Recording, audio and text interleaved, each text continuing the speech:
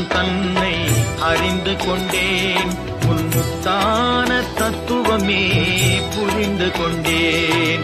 முருகா உன் குணம் தன்னை அறிந்து கொண்டேன்.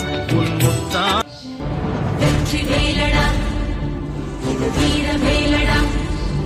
இந்த வேலை ஏந்தும் வேலை உன்னை வெல்பவன் யாரடா?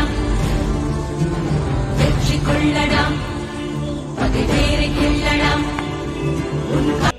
எக்கெழுத்திலே இனிய மந்திரம் கொண்டாய் பெருமாளே.